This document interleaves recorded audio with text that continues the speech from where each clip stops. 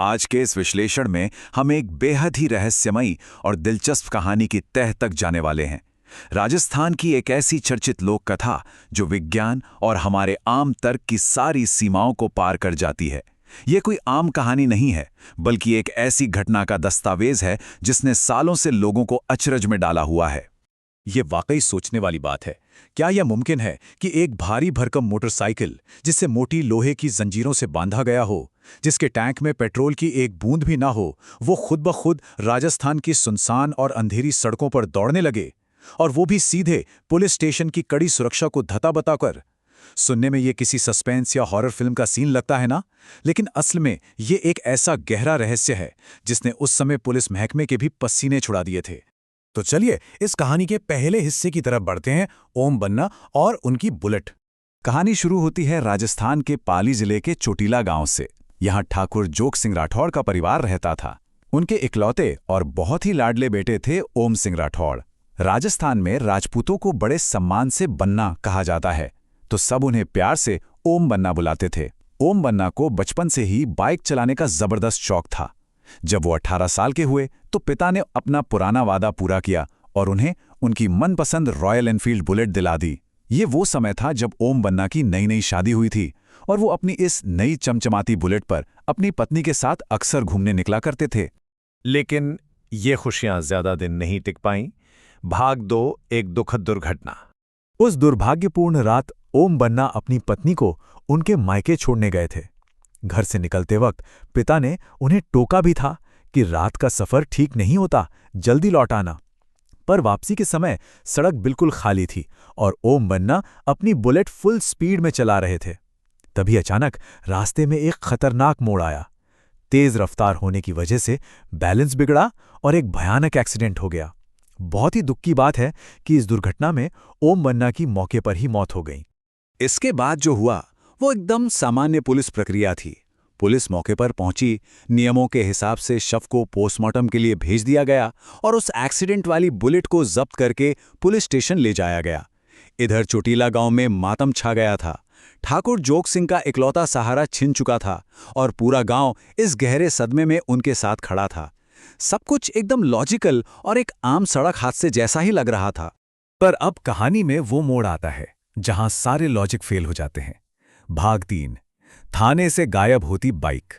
पहले दिन एक्सीडेंट हुआ और बुलेट थाने में खड़ी कर दी गई, लेकिन अगले दिन सुबह जब इंस्पेक्टर थाने पहुंचे तो उनके होश उड़ गए।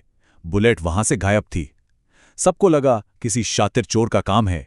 पूरे गांव में तलाश शुरू हुई, पर वो बाइक कहाँ मिली? बिल्कुल उसी एक्सीडेंट वाली जगह पर।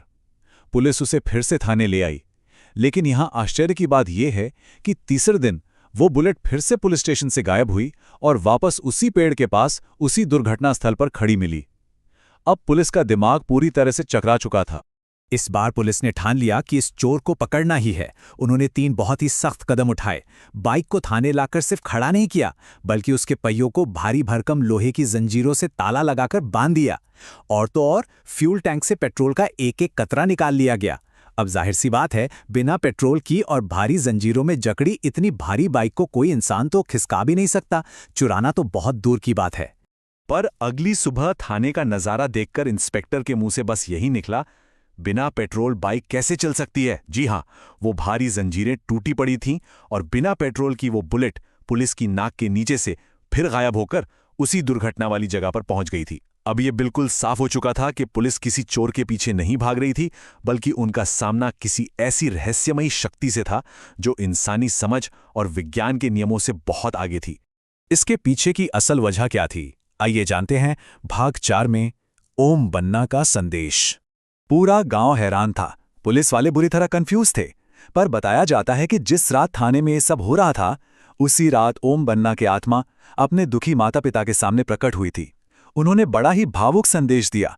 उन्होंने कहा, ये बाइक मेरे लिए आपके प्यार की आखिरी निशानी है, ये हमेशा मेरे साथ रहेगी। उन्होंने बताया कि ये कोई चोरी या डरावना चमत्कार नहीं है, ये बस उस बुलेट से उनका वो गहरा लगाव है जो मौत के बाद भी खत्म नहीं हुआ।